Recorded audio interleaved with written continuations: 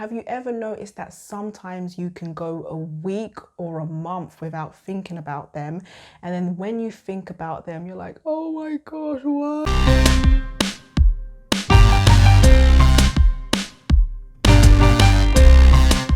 Hi, my name's Abby, and if it's your first time watching me, welcome. And if you've watched my other videos, welcome back. I'm a self-love coach helping you to level up in life, love, and dating. If that's something you're interested in, you can work with me one-on-one, and I will leave all my information in the description box below. And I just want to say a big, massive hello and welcome to all my old and new subscribers. Thank you so much for clicking that subscribe button. It really does support this channel. Now, in this video, we are going to be talking about healing from a breakup, healing from toxic relationships, healing from a soul tie. I get asked this question often, Abby, what does healing feel like? What am I supposed to be doing? What's the process? And I'm going to explain it in a certain way, and hopefully you have a light bulb moment. So please watch this video right till the end. So the human body is designed to heal by itself. That's just what it does, generally speaking. So I want you to imagine that you are cooking and one day you're chopping onions, chop, chop, chop, and then, ow, you chop your finger, or not chop, rather you cut your finger and you cut it deep. It hurts. You wasn't expecting to cut your finger. Just like your heartbreak, you wasn't expecting them to break your heart. Just like healing, you wasn't expecting it to be so painful. So when you cut your hand, even though it hurts, even though there is pain, you have unwavering faith that that cut, that wound is going to eventually heal. You don't go on a tangent talking about, oh my God, I hate onions. I'm never chopping onions again. Onions always make me cry. I'm so over it.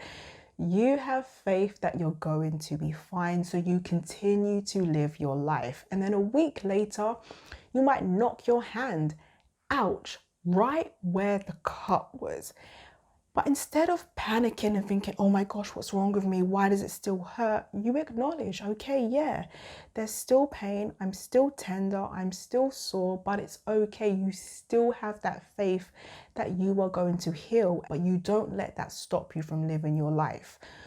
Just like when you're healing and you're living your life, you might think about your ex. You might have these triggers and then you just break down and start crying. Have you ever noticed that sometimes you can go a week or a month without thinking about them, and then when you think about them, you're like, oh my gosh, why? That's okay. Let it pass through. Every time you think about your ex, it's like you're picking at your scab and you're saying, has it healed yet? And it's like, yes, just let it scab over, right? But when we think about our exes, we just don't have this faith that we're going to be okay. So instead of sitting with that pain, and this is when we're talking about soul ties now, and I don't really like to refer to it as soul ties. I more just feel like it's an addiction ship. And so when we are thinking about the person we're addicted to, instead of us just allowing ourselves to release the pain that we're feeling, we feel like, oh my gosh, I just don't trust myself. I'm not going to get over them. So what do? We re-entertain them. We let them back into our lives with open arms instead of just sitting with the pain. Just like when you knocked your hand, you know you're going to be fine. You don't just pick open the wound and get frustrated and upset. You just sit with it. So sometimes that's what healing is. You just have to sit with it and let it pass through you. Now, if you've cut your hand and you notice that there is a prolonged amount of pain and you're like, okay, it's been a few days now and it's not improving, something's up. So what do you do when you realize something's wrong? You go get help, you go seek attention, you go to a doctor, you go to the hospital, you do whatever you've got to do. And they will look at your finger and they'll say, okay, yep, it's infected. There's a lot of germs in here. So what do? They disinfect you. They clean out the wound. And then guess what? You begin to heal. There's a scab and then there's a scar, and that's it. Process done. You continue to live your life.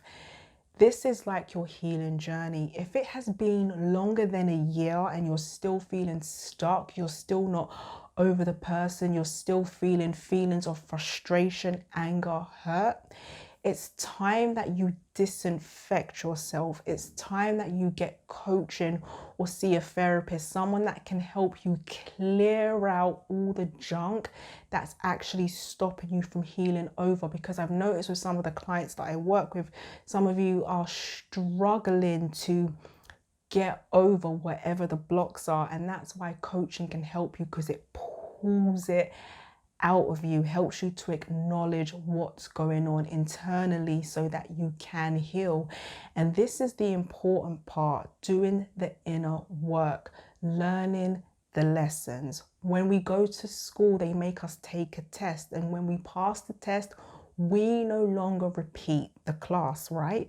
Some of us are repeating the same toxic patterns with the same person or different people over and over and over again. It's like a never-ending cycle of unhealthy relationships.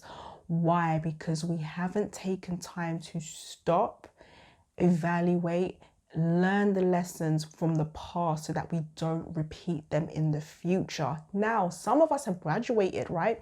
Some of us have been going back and forth with the same toxic person.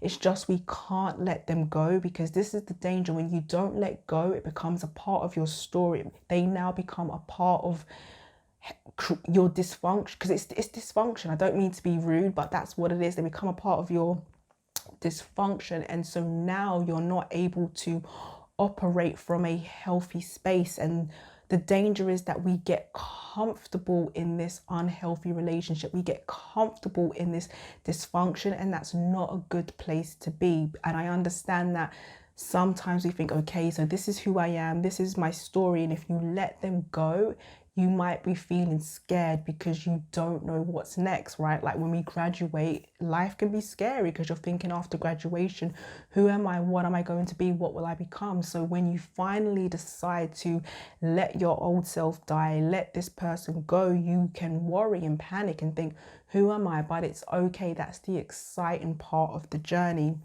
If you are interested in healing and you feel like it's been longer than a year and you feel like you really need help, check out my one-on-one coaching program called Her Higher Self, designed to help you heal, rebuild, and love yourself more without feeling guilty. It's a 5-pillar program where we work together one-on-one and we go over your relationship history. We work on healing and forgiveness. We work on your limiting beliefs. We work on building your confidence, and we also work on going forward, because I'm not going to have you do all this work so you can backslide into old toxic patterns.